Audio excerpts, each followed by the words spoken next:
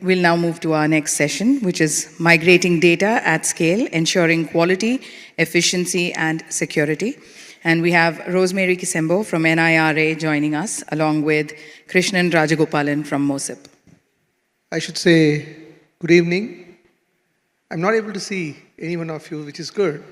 There's a lot of flashlight hitting my face. It's been a long day. I think it has been a very good learning experience for all of you. My name is Krishnan. It's a long name, Krishnan Rajagopalan. Don't worry about that. Call me Krish. I head the country implementations for MOSIP, which means that anything that happens with respect to countries in MOSIP goes through me. I'm really honored to have Rosemary Kisembo. It's my honor to introduce Rosemary. Many of you might already know her. Rosemary is an executive director with the National Identification and Registration Authority, NIRA. And she is the person who has led the transformation journey in Uganda, migrating from their legacy ID system into MOSIP. So it's been a long journey for her, a lot of ups and downs. But at the end, probably some of you might have heard in yesterday's session and today's session, the kind of challenges they have gone through and everything that they did to win the battle and completed about 30 million registrations in a span of 3 to 4 months, I guess. That's a fantastic feat, madam. Okay. So on behalf of MOSIP, on behalf of all of us, I congratulate you, the whole of the NIRA team, and your SIs, including us. Pat on the back for achieving this feat. The glue that, thank you very much. Okay. So you might be wondering what we are going to talk about. You heard from Rosemary about everything. Just very strong speech from you yesterday. A lot of things already unleashed. So you may be wondering what we are going to talk about today. Is the same story repeat? No. We are going to unleash a little bit more in detail and talk about how did they achieve this remarkable feat of migrating 30 million legacy data from their legacy NIRA ID system into MOSIP? So what did they really do and how did they really go about doing it? And what were the real challenges? Okay, we are going to unleash it. So people who are not here, they are going to miss the real fun. Okay. Anyway, so madam, let me start with the national ID. The national ID migration in general often is treated as a technical exercise normally. But in Uganda's experience, we want to know, tell us about, was it primarily a technical challenge or, is it a governance challenge, a data quality challenge? What kind of, or is it like a combination of all these things together? So please help us understand that part. Good evening once again. Is there a secret about the sides, or we can just move nearer since we're in the fire chat? Sorry, would it inconvenience anyone? If we could come to the center and have a more cozy chat. Yeah. Yeah, if it's... Thank you. Let's just...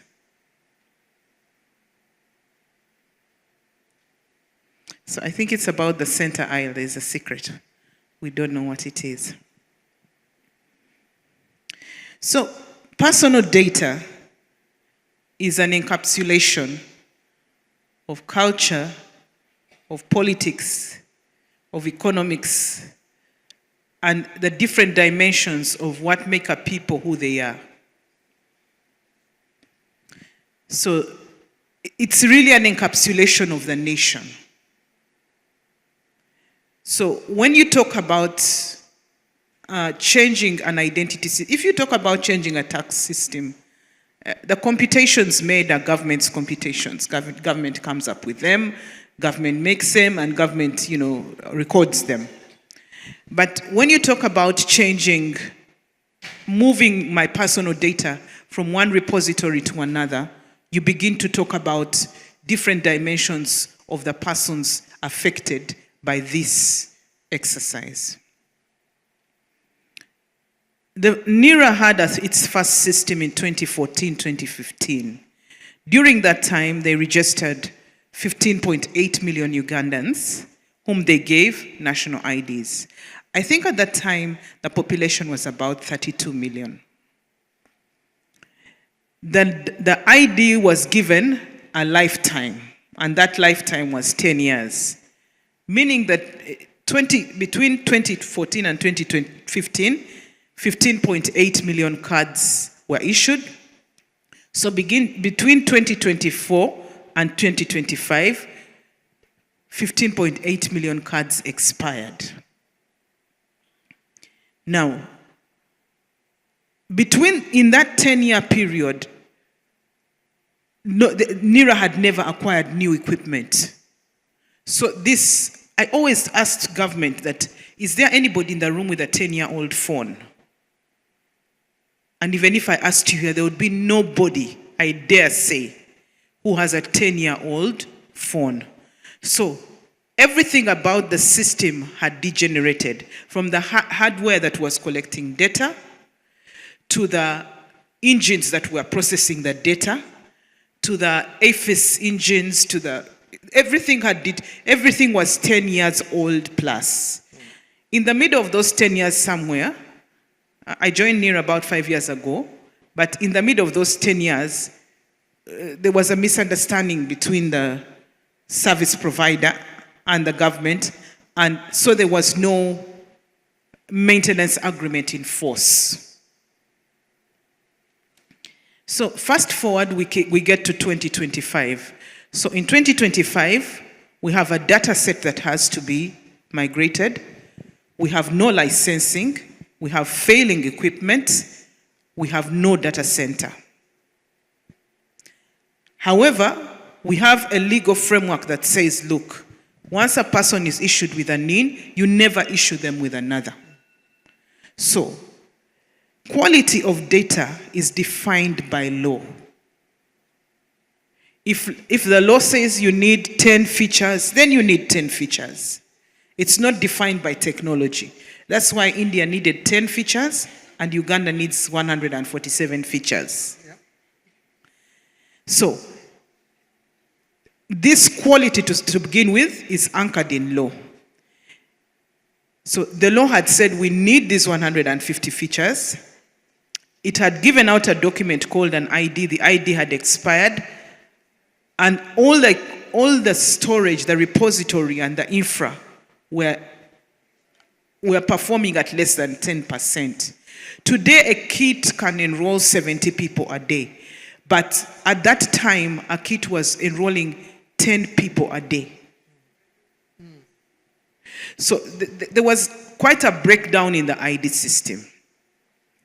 So when we moved to MOSIP, what was our drive? Why MOSIP? First of all, I told you we had a relationship that broke down, and when the relationship broke down, the health of the system broke down. The first thing we wanted to get rid of was that.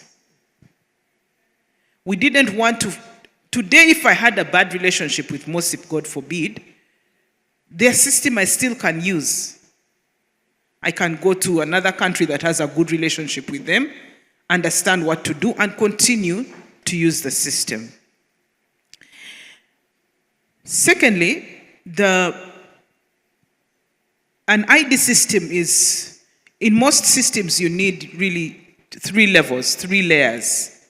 You need the data layer, you need the front end, and you need probably the middleware, or the logic layer. But an ID system is more than that. An ID system has a complex biometric engine. It has a complex, encryption, decryption engine for security of data.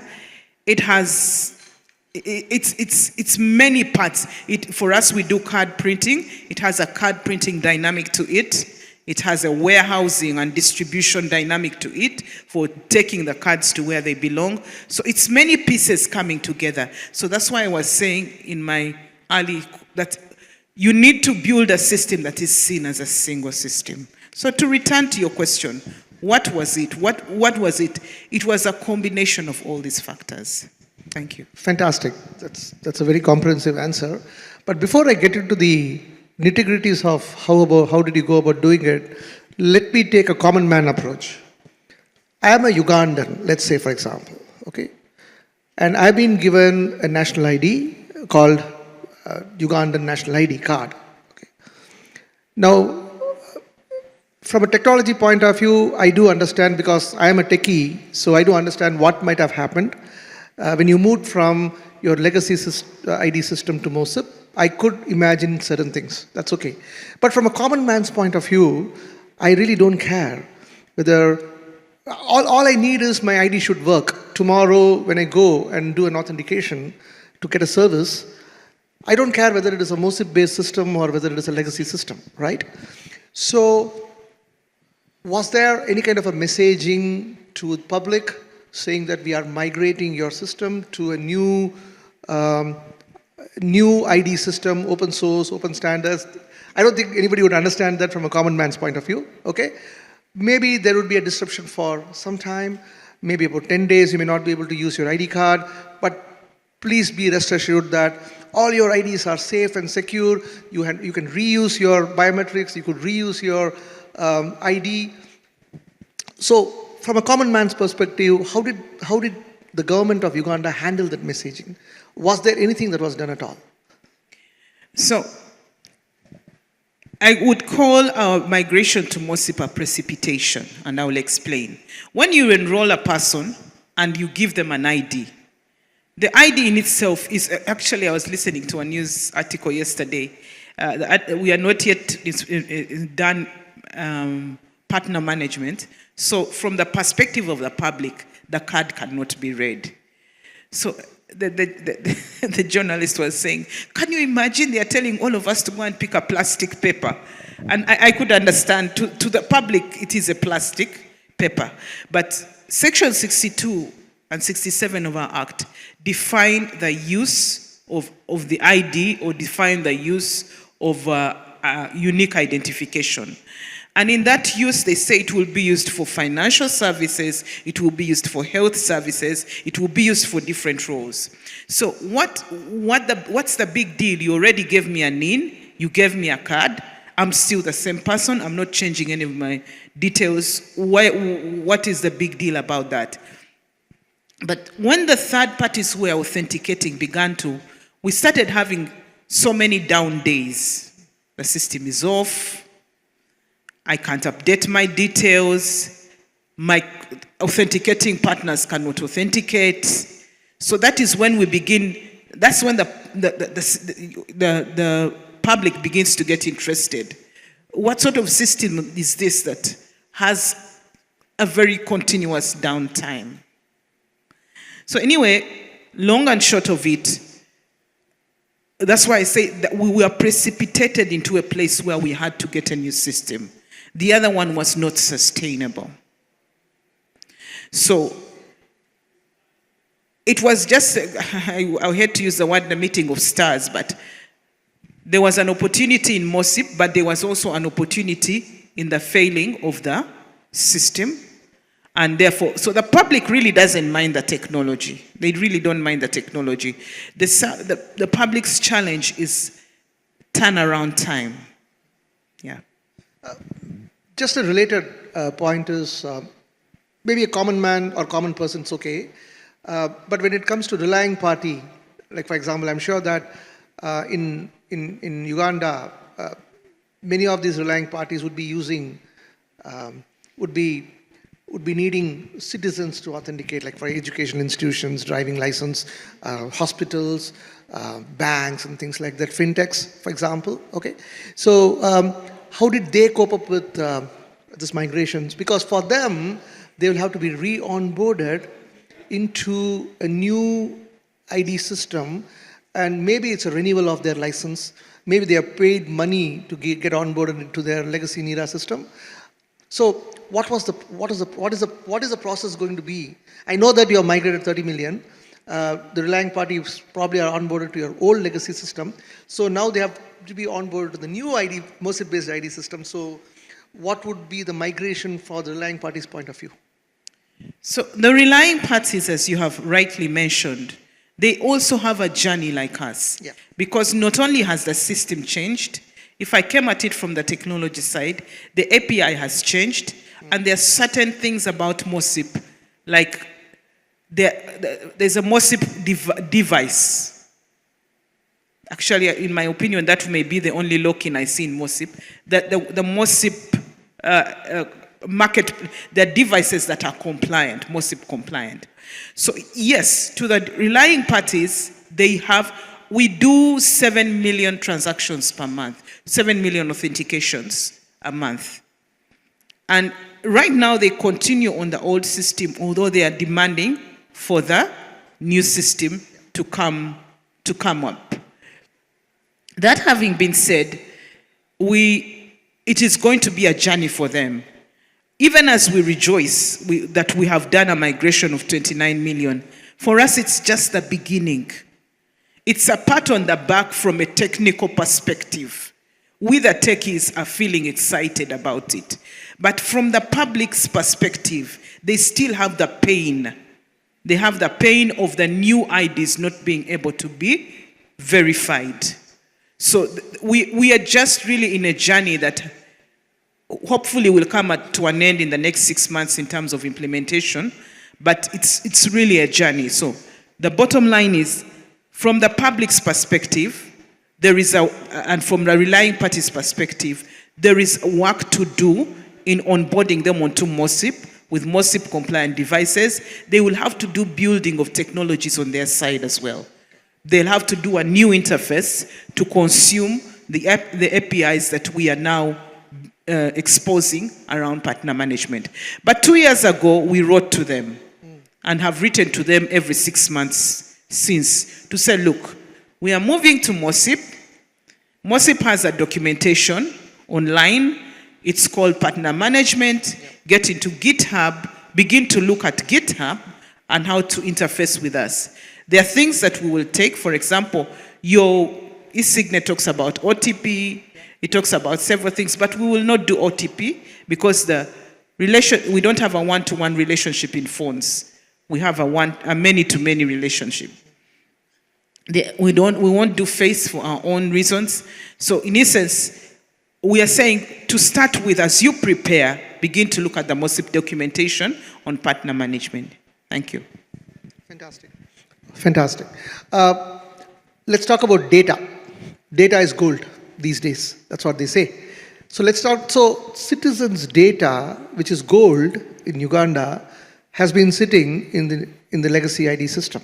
That gold is now being moved to MOSIP-based ID system. So I'm sure that anybody would look into the data, what is migratable, what is not migratable. Some of them, I don't know how the legacy system was created, good biometrics, poor biometrics, half biometrics, with exceptions, without exceptions. So I do believe that some kind of a cleansing might have happened to the data that is getting migrated to MOSIP. So please walk us through some viewpoints on what were your findings before migration, what were your key takeaways with respect to the data. How did you make sure that that data is cleansed without losing the essence and quality of what was captured, and what was the outcome of the migration that you did? So, I don't know if someone can give me a statistic, but I have never heard of a successful data cleansing operation if it's not in motion, and I will explain. Every time I hear on a project we are first going to clean the data, then migrate it, I know that that's a failure, and they will clean and clean, because data is a continuous process. But anyway, I will start from the top. The quality of data, as I said, is defined by law. In the case of Uganda, it's defined by the Registration of Persons Act, and it's defined by the Constitution. What constitutes of persons data, the 150 fields, were defined by the law. Now let's enter MOSIP. MOSIP has a schema, an ID schema. Now, the ID schema of MOSIP is the, what do you call it? It's the gold standard, or the bullion van for MOSIP. Okay. For moving this data, it was a key player. There was the ID schema and there was the biometric data.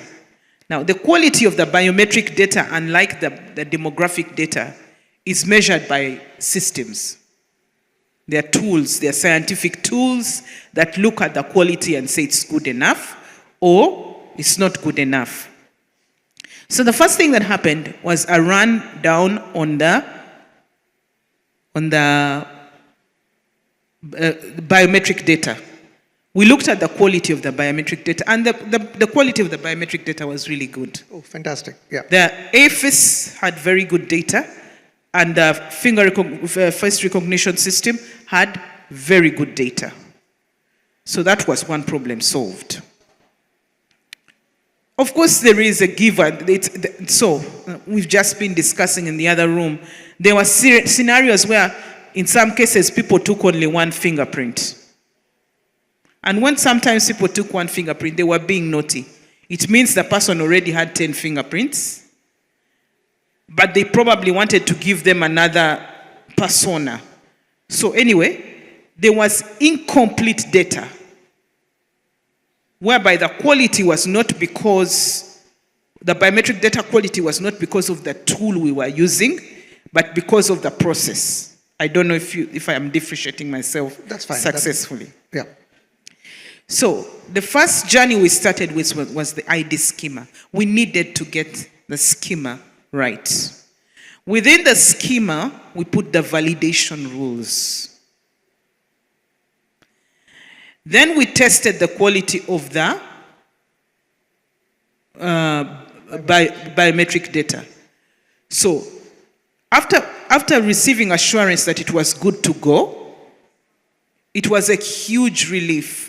Because if it was not good to go, what it meant is that we were going to lose everything.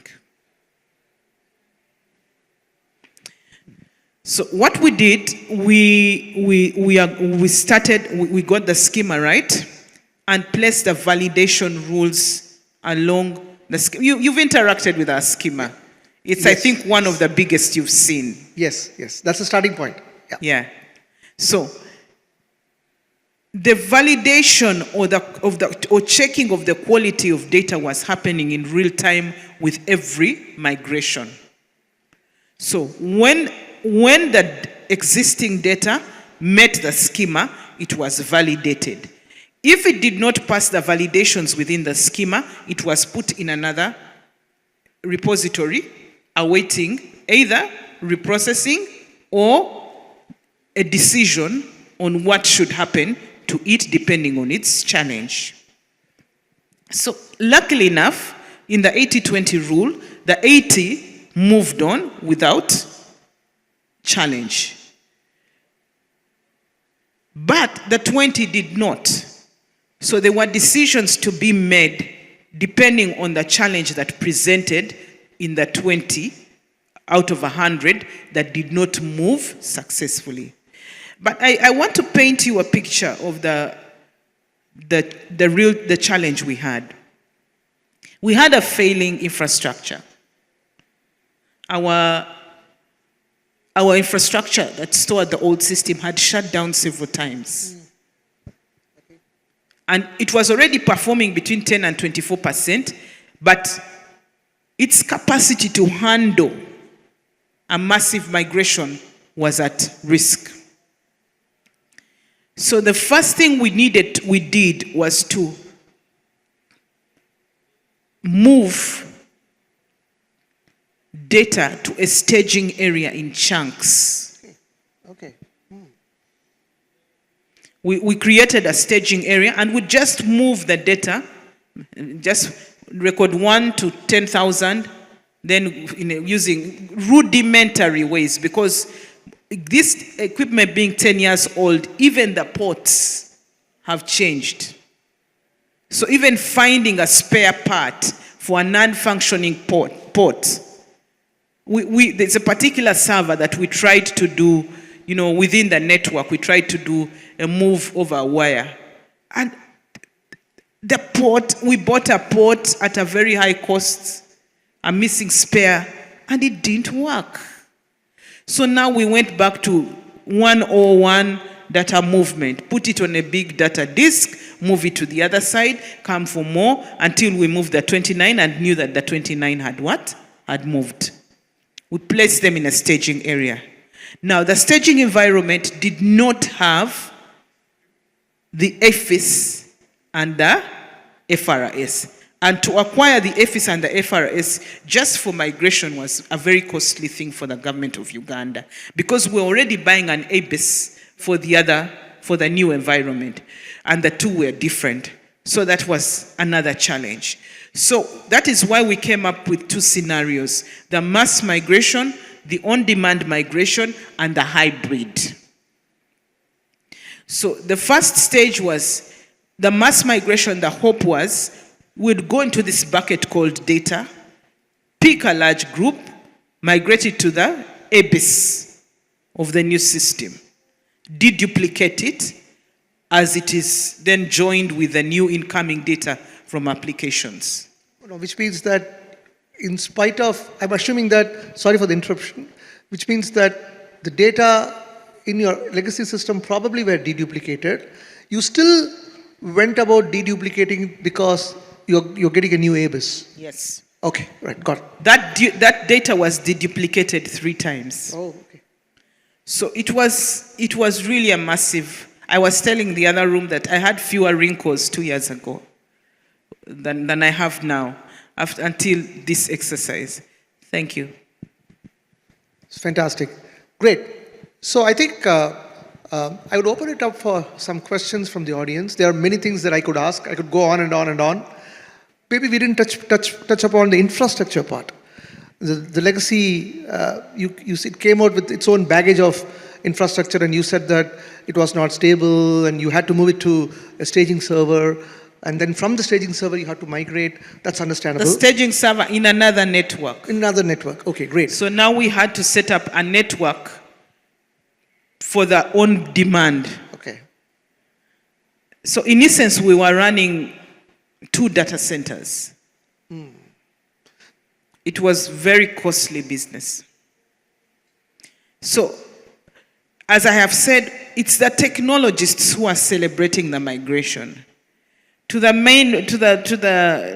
local person is that, well, did I get a new card or did I not get a new card?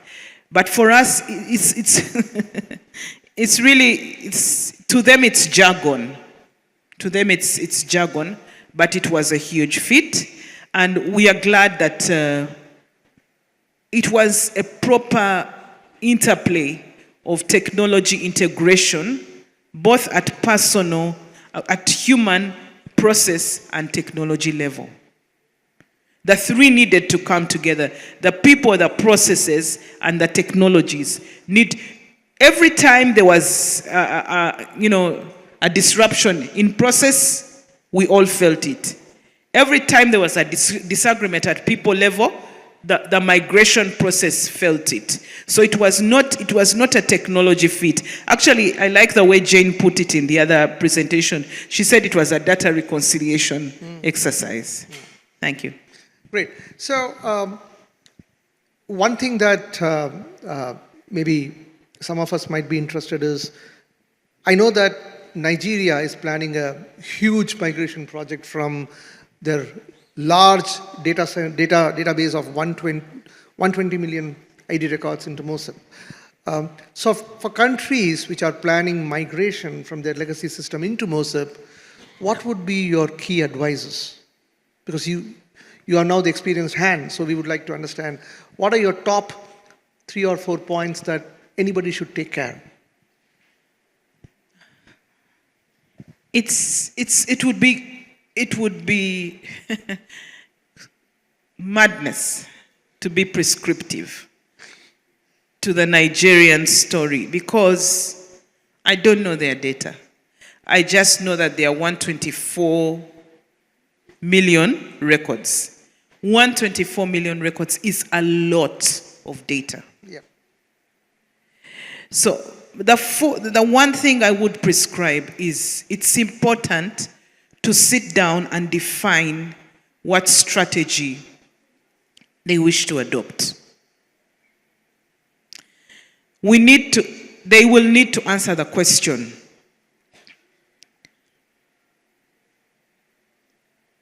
and this question will drive their implementation. Which data are they moving? We had to answer that question. So we agreed that every data that had not yet gotten a NIN was not going to be moved. Every data that was halfway being processed was not going to be moved, and the people were advised to go and register afresh. So there is a need to make decisions around, first, the rule of data is that, especially personal data, is that every single person must have only one identity. And that identity is a NIN. And I think that will drive the strategy. Now, in Nigeria, they have a NIN, and they also have a digital ID. But I also think they've done it before, because I think this is the second flavor of their system. You're right, correct. So I think they have, what were the lessons learned from the other one, from the first migration?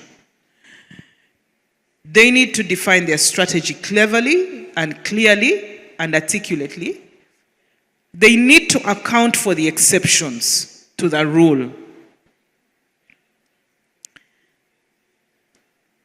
And I think then technology and process take over.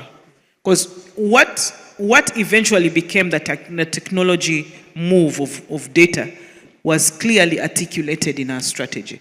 We said, if this doesn't happen, we'll do this. If this doesn't happen, we'll do this. Now, if any if was not answered, we'd have to come back to the round table and define that if and update the document. So the only thing I would prescribe is the strategy. They will have to come up with a clear strategy of what are they moving, when are they moving it in the implementation, to avoid a scenario of someone having two identities. The how is the technology, and they need to answer that within their law, because their law is also prescribing boundaries of how this data needs to be moved. Thank you. Thank you, madam. If there are no questions, there's a question. Okay, go ahead.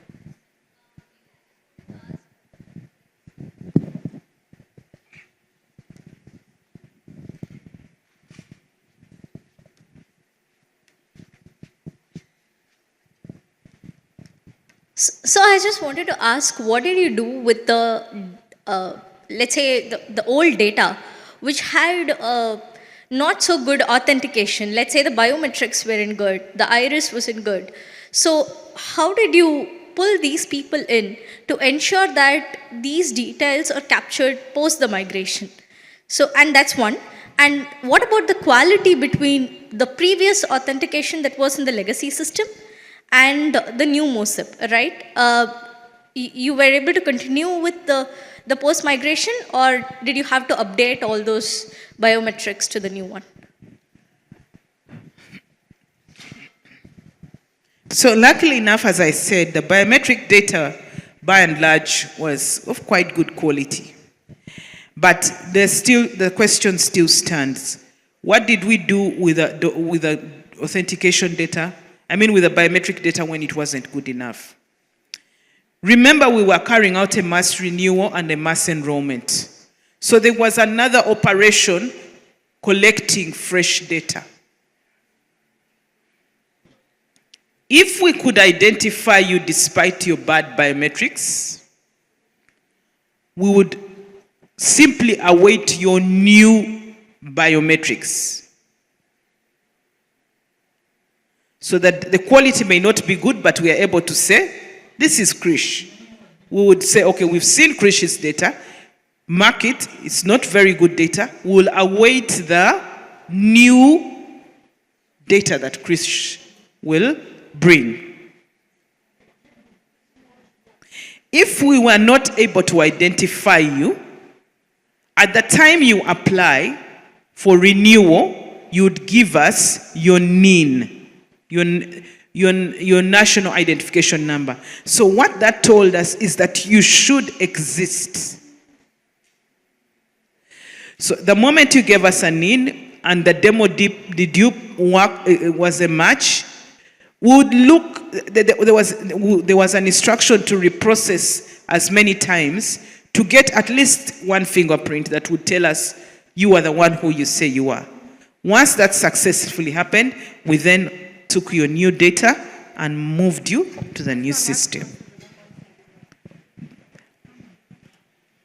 If we failed completely, then you stood two chances. If you had given us a NIN, we would check the old system. Now, let us imagine that the electronic failed to identify. We'd check the old system, look at your picture, see that you are the one, then we'd still wait for your new data and migrate you. Otherwise, you would end up having to get a new identity. Thank you.